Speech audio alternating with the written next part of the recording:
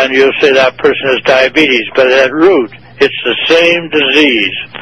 So you're not just looking at one disease or another, you're looking at all of these that are mycoplasma-based. The principal killer, of course, being AIDS, because it lets down the defense system to all 26 or 27 other deadly opportunistic diseases that are based upon the workings of the mycoplasma. Now, most of this, the book, AIDS, The Crime Beyond Belief, a lot of the background of that was published in the Journal of Degenerative Diseases. So if you're subscribing to that, you're getting a lot of this information, and you're getting so much in there that I actually paid for it. I don't get it free, I paid for it. It is an incredible magazine. Now, Professor Scott, what do you advise? Number one, don't take vaccines. Is that very, very good advice? And number two, are there some pills that you say, hey, maybe you want to take some of these? First, as we've talked, Gerald Celente says, buy your food locally, people you know, if you can do that. Vaccines, what's your feeling on that? Don't take them? Well, generally we discourage vaccines because a very great scholar, Dr. Harold Clark of George Washington University, head of microbiology, he's now passed away, but Dr. Clark tested 40 different vaccines and found that in 40% of them, coincidentally, they contained the mycoplasma.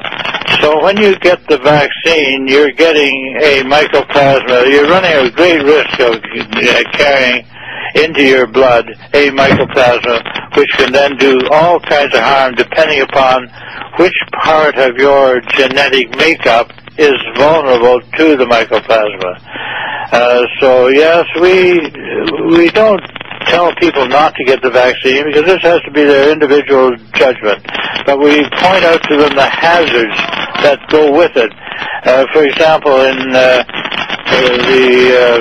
period when Gerald Ford, 1976, I believe it was, or 74, decided that he would require all American citizens to get the pig flu vaccine, and they set out on a program to vaccinate everybody in the United States, and they had to cancel it in a very, very short period of time because one person died of the flu and 80 people died from the vaccine. So that's a cautionary tale, as we call it in our book, the whole thing of influenza and influenza viruses, vaccinations. Also, it's very important to watch your diet, especially green vegetables.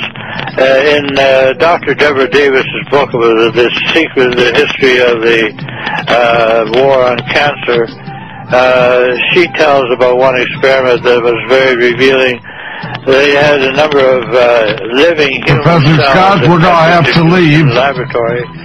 I want to thank you for being on Erskine Overnight, my friend, and hopefully people will pick up a copy of AIDS, The Crime Beyond Belief. It will open your eyes. Thank you, Professor Scott.